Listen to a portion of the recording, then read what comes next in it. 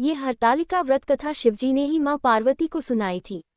शिव भगवान ने इस कथा में माँ पार्वती को उनका पिछला जन्म याद दिलाया था। पढ़े विस्तार से। हे गौरा, पिछले जन्म में तुमने मुझे पाने के लिए बहुत छोटी उम्र में कठोर तप और घोर तपस्या की थी। तुमने न तो कुछ खाया और ना ही पिया, बस हवा और सूखे पत्ते चबाए। जला देने वाली गर्मी हो या कंपा देने वाली ठंड, तुम नहीं हटी, डटी रही। बारिश में भी तुमने जल नहीं पिया। तुम्हें इस हालत में देखकर तुम्हारे पिता दुखी थे। उनको दुखी देखकर नारद मुनि आए और कहा कि मैं भगवान विष्णु के भेजने पर यहाँ आया हूँ। वह आपकी कन्या की से विवाह करना चाहते हैं। इस बारे में मैं आपकी राय जानना चाहता हूँ। नारद जी की बात सुनकर आपके पिता बोले, अगर भगवान विष्णु ये चाहते हैं तो उन्हें कोई आपत्ति नहीं, परंतु जब तुम्हें इस विवाह के बारे में पता चला तो तुम दुखी हो गई।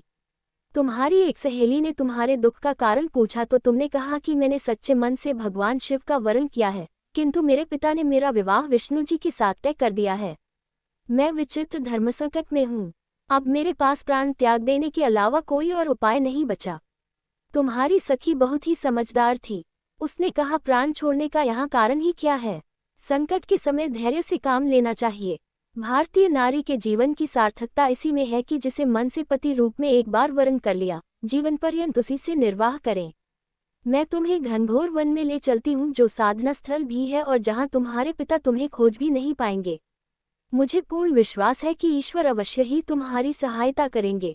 तुमने ऐसा ही किया। तुम्हारे पिता तुम्हें घर में न पाकर बड़े चिंतित और दुखी हुए। इधर तुम्हारी खोज होती रही, उधर तुम अपनी सहेली के साथ नदी के तट पर एक गुफा में मेरी आराधना में लीन रहने लगी। तुमने रेत के शिवलिंग का निर्माण किया। तुम्हारी इस कठोर तपस्या के प्रभाव से मेरा आसन हिल उठा और मैं शीघ्र ही तुम्हारे पास पहुंचा और तुमसे वर मांगने को कहा। तब अपनी तपस्या के फलीभूत मुझे अपने समक्ष पाकर तुमने कहा, मैं आपको सच्चे मन से पति के रूप में वरण कर चुकी हूँ। यदि आप सचमुच मेरी तपस्या से प्रसन्न होकर यहाँ पधारे हैं तो मुझे अपनी अर्धांगिनी के रूप में स्वीकार कर लीजिए। तब तथास्तु कहकर मैं कैलाश पर्वत पर लौट गया। उसी समय गिरिराज अपने बंधु बांधवों के साथ तुम्हें खोजते हुए वहां पहुंचे।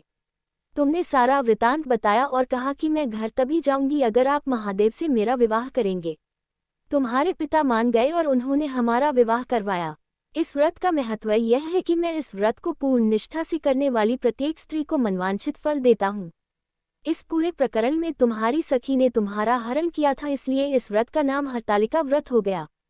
इस व्रत से जुड़ी एक मान्यता यह है कि इस व्रत को करने वाली स्त्रियां पार्वती जी के समान ही सुखपूर्वक पतिर्मन करके शिवलोक को जाती हैं। सौभाग्यवती स्त्रियां अपने सुहाग को अखंड बनाए रखने और अविवाहित युवतियां मन मुताबिक वर पाने के लिए हरितालिका तीज का व्रत करती हैं।